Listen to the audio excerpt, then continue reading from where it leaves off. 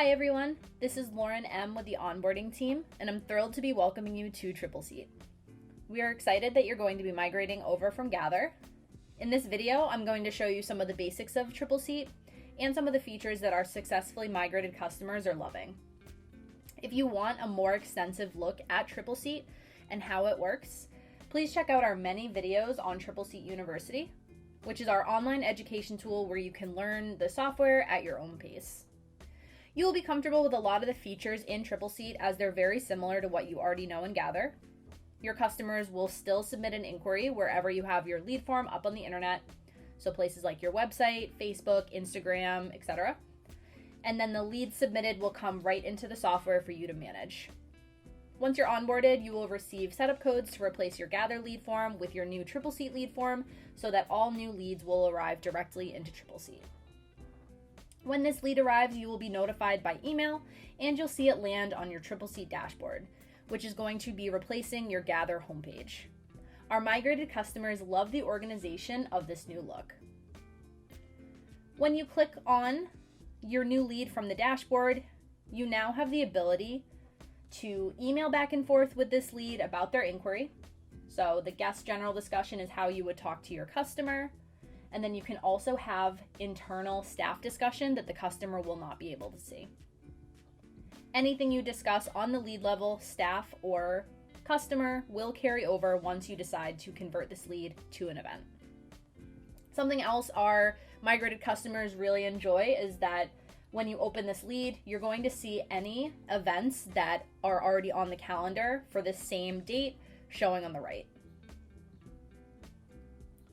So when we're ready to convert this lead, I'll click on the Convert This Lead button at the top left.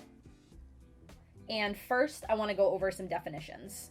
So what you are used to calling a booking in Gather, we now call an event in Tripleseat. We do also have something called a booking in Tripleseat. You want to look at that as a container for multiple events that are related. So you might use a booking in Tripleseat in the instance you have a customer with events that span multiple days, or you have a customer with events within the same day, but these events will be within different areas and across different times. Our migrated customers love the ability to manage and store these related multi-events in just one place. So converting the lead to a booking would be used if the customer is reaching out with interest in a multi-day event or multi-room event. We would use this second option, convert to event, when they're asking just about that single day occurrence. And then in Tripleseat, you notice you have the ability now to just convert to an account and a contact. And you'd use that if the lead has gone cold and you only want to store their contact information for future use. You don't want to hold on to that event request. So when I click convert to event, first, the system will prompt you to confirm the account or company information that has been filled out through the lead form. Can make any changes if you need to. And then when I hit create, it asks me to do the exact same thing with the customer information. So review, make any changes if need be. And now when I hit create, it brings me over to the new event page. So a lot of the information is pulled over from the lead form. What you need to select now is going to be an area and a status. The statuses are similar to what you had in Gather, with one more status option in Tripleseat called the waitlist status. So because we allow multiple prospect events to be in the same date, time, and area, if you wanted to move one of those prospect events to the tentative hold status, you would need to move the other event that was for that same date, time, and area first over to the waitlist status. And then in the instance that that tentative event does not move forward, the tentative event gets marked as lost. Any events that you had on the waitlist status will automatically be put back into the prospect status, and you'll be emailed about this change. The start and end time of this event pulled over from the inquiry that the customer filled out. But if you want, you can add some setup and teardown time to ensure that there aren't any other events that will conflict for the setup and teardown for this one. And if you needed to block the calendar for days before or days after, you can also adjust the date of the setup and teardown time. Something else that's new in Tripleseat is you have the ability to add additional contacts to the event. Any additional contacts you'll be able to CC on all discussions, and they can access the guest portal as well. A great feature that we find that our migrated customers are really excited about is the ability to edit your types of events that you're selecting. You'll see that there's a pre-selected list that will show up on your site. As an admin, you have the access to edit this list, add, take away from, and you can do the same with any other drop-down list that exists in Tripleseat.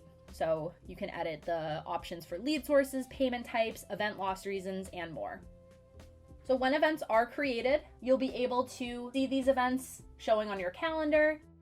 And something new in Tripleseat is that if you click on an event that's had a set of documents created for it, you can quickly view any of those documents right from the calendar view.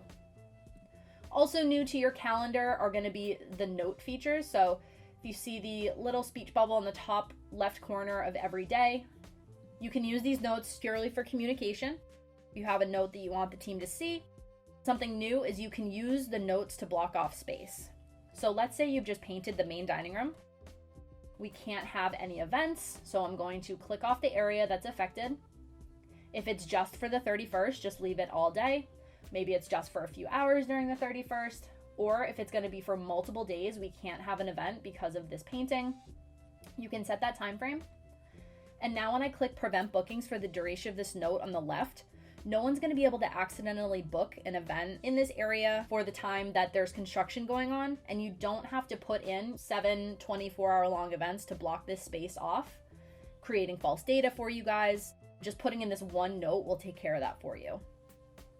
These notes can also repeat. Let's say you have a staff meeting that you can't hold events during. We have prevent bookings blocked off. We have the time frame, and now when I hit repeat, I can have this repeat every Friday, and it can end after as many occurrences as I need it to. Coming now into a previously created event, you'll see that when you create an event, there are tabs that you'll go through to manage the event. So you have the same emailing capabilities under the discussions tab that you saw on the lead level. In Gather, you are used to adding your event notes in one area and charges in another to generate a contract to share with your customer. In Tripleseat, you're going to enter your notes and charges in one spot, which will populate numerous different document layouts that you can share with your customer or your staff.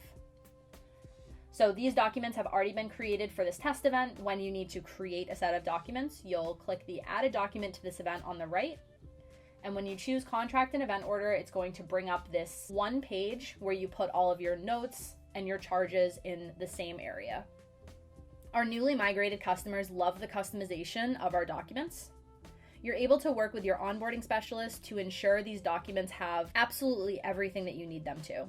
You'll see on the template here that you will have areas where you can drop in notes. You'll also see sections with add from pick list or add freehand, which was reserved for adding your charges. So if you needed to bring up any of your menus in your settings, you would click add from pick list and then just choose whichever menu you're going with. And you can either check all to add the entire menu all at once, or you can just select individual items. You always want to have a quantity for anything that has a price, so you have the total showing. And you'll notice you can make any edits to the text as needed, event by event. You can change the price event by event, and it won't affect your settings. Any frequently used notes that you guys have that you don't want to be typing out on each event, you can store in the system as content templates, and then just quickly drop into your documents when you need to use them.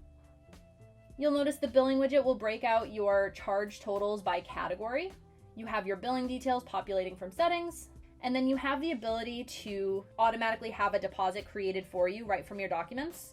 You can change it to a percentage of the grand total or a different flat amount event by event as needed. And then on this page, you'll review your terms and conditions as well. And you can make any changes to these terms event by event as needed. But if you need to make a permanent change to the terms and conditions, you would want to make sure you're in your settings to do so. When you click update or save, you'll see that there are numerous different layouts that you can choose to share one at a time or all at once with your customer. There are also a few internal layouts that can't be shared with the customer. Those are just for your team. A great benefit of Tripleseat is that when you create a set of documents and you set that deposit amount, this automatically creates a payment for you in the Payments tab. So the customer will be able to make a payment towards the deposit or authorize their credit card or ACH Bank for you to run the payment yourself. They'd be able to do that right on the guest portal if you integrate with one of our 2 online processors. We work exclusively with Stripe or Card Connect for online processors, so please note that any existing Braintree integration with Gather will not be able to be carried over to Tripleseat. If you choose not to integrate, you can still use this Payments tab to manually record any payments that were taken through your own system. Clicking the gear icon, pay, and then just choosing the payment method that you took. So maybe they paid by check, and when you record a payment, it deducts from the outstanding, it shows on the guest portal for the customer, and then it will reflect on the documents as well. The other tabs on the event will show you an activity log of everything that's gone on in this event, who did it, and when it was done. There's also a Tasks tab where you can add manual tasks to each event, but a great new feature in Tripleseat is the ability to set up automatic tasks in your settings to populate on most or all events. Thanks for watching. If you have any further questions about the migration process, please reach out to migrateNow@tripleseat.com.